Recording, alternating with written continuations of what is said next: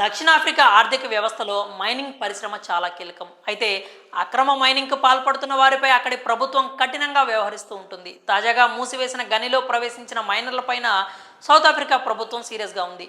లోపల చిక్కుకున్న వారిని ఎట్టి పరిస్థితుల్లో కాపాడేది లేదు అని ప్రభుత్వం తేల్చి చెప్పింది. దీంతో వేల మంది మైనర్ల ప్రాణాలపై ఆందోళనలు వ్యక్తమవుతున్నాయి. దక్షిణాఫ్రికాలోని వాయవ్య ప్రాంతంలో మూసివేసి ఉన్న బంగారు గనిలోకి దాదాపు 4,000 మంది మైనర్లు అక్రమంగా వెళ్ళినట్లు అక్కడి ప్రభుత్వం గుర్తించింది. అయితే మూసివేసిన ఆ గనిలో ఏదైనా బంగారం దొరుకుతుందేమో అని అక్కడికి వెళ్ళిన చిన్నారులకు భారీ ఎదురు దెబ్బ తగిలింది. బంగారం దొరకడం సంగతి పక్కన పెడితే మైనర్ల అత్యాశ ప్రాణాల మీదకు వచ్చింది. ఇక ఆ గనిలో చిక్కుకున్న వారిని కాపాడేందుకు అక్కడి ప్రభుత్వం అనుమతించడం లేదు. అంతేకాకుండా వారు బయటకు రాకుండా గని ద్వారాలను కూడా మూసివేసింది.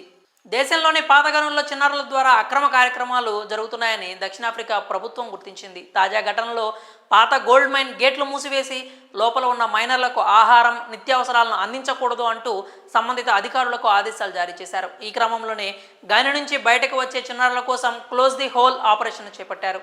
ఒకవేళ తప్పనిసరి పరిస్థితుల్లో చిన్నారులు బయటకు వస్తే వారిని అరెస్ట్ చేసేందుకు పోలీసులు రెడీగా ఉన్నారు. ఇందుకోసం బంగారం గని వెలుపల భారీగా పోలీసు సిబ్బందిని నియమించారు. దక్షిణాఫ్రికాలో బంగారం గనులు అధికంగా ఉన్నాయి. కొన్ని చోట్ల ముడి ఖనిజాన్ని పూర్తిగా తవ్వేసి మైన్స్ను మూసివేశారు. దీంతో ఆ బంగారు గనుల్లోకి వెళ్లడం చట్టవిరుద్ధం. కానీ అక్రమ మైనింగ్కు పాల్పడే ముఠాలు మూతపడిన గనులను లక్ష్యంగా చేసుకుంటూ ఉంటాయి.